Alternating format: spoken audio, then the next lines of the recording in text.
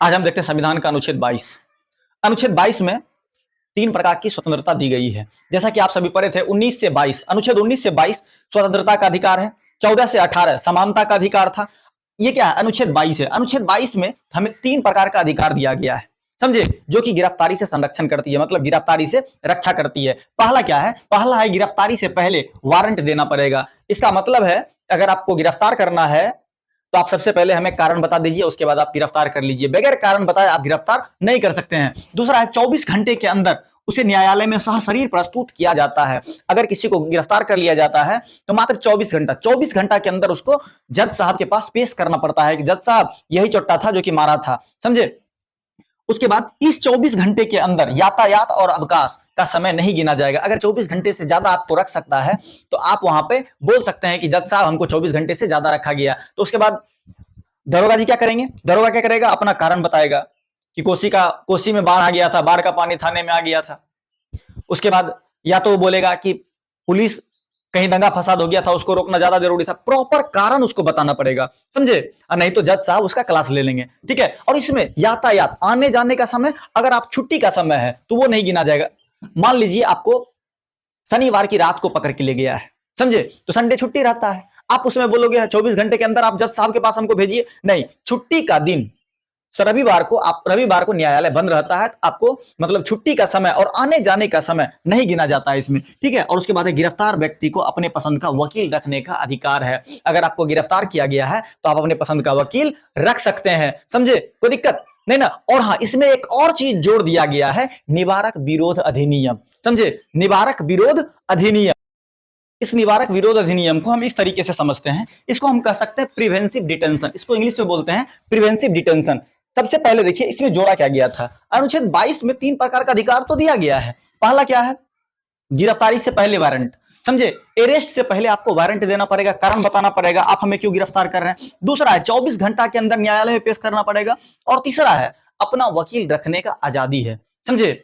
चलिए अब इसमें जोड़ा गया है निवारक विरोध अधिनियम, समझे। ये सेम उसी तरह है जैसे रॉलेट एक्ट लाया गया था, समझे, रॉलेट एक्ट लाया गया था ना जी अंग्रेजों द्वारा, उसी प्रकार से ये भी कानून इसमें जोड़ दिया गया है। इसमें देखिए बिना वारंट के आपको उठा लिया जा सकता है। इसमें आपको अरेस्ट नहीं करेगा बल्कि आपको नजरबंद कर दिया जाएगा, समझे। नजरबंद का मतलब होता है कि आपको हाउस अरेस्ट भी कर दिया जा सकता है, मतलब आपके घर में भी आपसे मोबाइल छीन लिया जा सकता है, टीवी के सामने आपको नहीं बैठने दिया जाएगा। देखिए इस दोनों में अंतर क्या है? इसे है दंडात्मक, ये अपराध के बाद और ये अपराध से पहले, इस दोनों में अंतर क्या है? साफ अंतर आप समझिएगा। चलिए जैसे कोई किसी का सर फोड़ दिया है, समझे, कोई किसी का सर फोड़ दिया है, अब उसको वारंट देगी पुलिस, उसके बाद उठा लेगी। कोई किसी का मर्डर कर दिया है, उसमें उसको अरेस्ट करेगी ना। मतलब दंडात्मक का मतलब हो गया ये अपराध के बाद, अपराध करने के बाद जब उठाती है तो उसे कहते हैं दंडात्मक, ठीक है। लेकिन अपराध से पहले भी किसी को उठाना पड़ता है, जैसे निवारक विरोध। आप बोलो सर इसका उपयोग कहां किया जाएगा?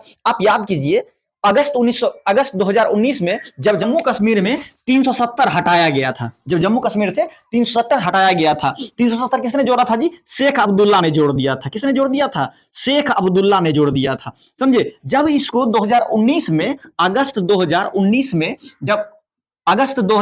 में जब इसको हटाया गया, समझे, भारत सरकार बहुत होशियारी से काम की, समझे। उस समय इसका प्रयोग किया गया, निवारक विरोध अधिनियम। भारत सरकार ने सोचा, मतलब मोदी जी ने सोचा हम तो अब हटा दिए 370, लेकिन वहां सबसे पहली बात जितना लोग ईटा पत्थर और बम मारने वाला लोग था उसके ऊपर तो हमने कब्जा कर लिया, हमारी पुलिस कब्जा कर ली। लेकिन कुछ लोग हैं जो मुंह से भी बम चला देते हैं। इसका मतलब समझते हैं? भड़काऊ भाषण, भड़काऊ बात, जिहाद का नारा दे देना, समझे। इन लोग को कहा जाता है मुंह से बम चलाने वाला। बहुत लोग होते हैं हाथ से बम चलाने वाले, लेकिन कुछ लोग होते हैं मुंह से बम चलाने वाले। हाथ से बम चलाने वाले पर यह लगता है और मुंह से बम चलाने वाले पर यह लग जाता है, निवारक विरोध, समझे।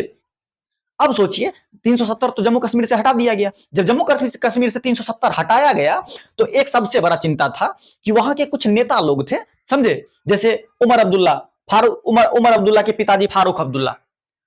कितना होशियार, कितना खतरनाक था महबूबा मुफ्ती। अगर इन लोगों को उठा के अगर नजरबंद नहीं किया जा सकता, अगर पुलिस अरेस्ट नहीं करती, समझे, तो एकदम 100% गारंटी था कि ये लोग माइक पकड़ते और गर्दा उड़ा देते, समझे।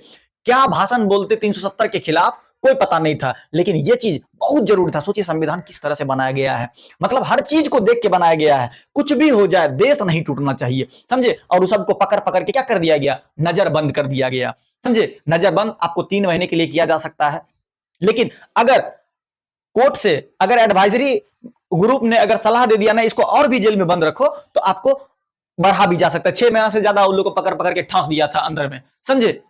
अब वो लोग चिल्ला रहा है हम क्या किए हैं, हमको क्यों अंदर कर दिया गया। नहीं, आपके बात से अगर सरकार को शक हो रहा है कि आपके बात से आग लग सकता है, दंगा भड़क सकता है, आपको शक के आधार पर अरेस्ट किया जा सकता है, इसमें कोई डाउट नहीं है, समझे। उसी को कहते हैं निवारक विरोध अधिनियम, समझे। निवारक विरोध, इसको बोलते हैं प्रिवेंटिव डिटेंशन और इसको बोलते हैं पुनिटिव डिटेंशन। आशा करते हैं आप अच्छे समझ गए होंगे। और ये बिल्कुल यही कानून लाया था अंग्रेज ने, रॉलेट एक्ट ला दिया था, समझे। ये था बिना अपील, बिना दलील, बिना वकील, लेकिन नहीं, इसका कहीं कहीं मिसयूज भी हो जाता है, समझे, बहुत जगह मिसयूज, लेकिन जम्मू कश्मीर में इसका एकदम परफेक्ट यूज किया गया था, समझे। अगर जम्मू कश्मीर में इसका उपयोग नहीं किया गया रहता ना, तो आज जम्मू कश्मीर का शक्ल दूसरा रहता, समझे। बर्बाद हो चुका रहता जम्मू कश्मीर, कितने दंगे होते कोई पता नहीं था, समझे। कहीं कहीं इसका इस्तेमाल करना बहुत जरूरी होता है। आशा करते हैं आपको बेहतरीन तरीके से समझ में आया होगा। हम इसी तरह अगला वीडियो आपके लिए लाएंगे, और आपसे एक रिक्वेस्ट है, अगर वीडियो अच्छा लगे तो आप लाइक जरूर कीजिएगा। अगर आप नए हैं तो हमारे चैनल को सब्सक्राइब कर लीजिएगा, ताकि हमारा हर एक वीडियो आप तक पहुंच सके। धन्यवाद।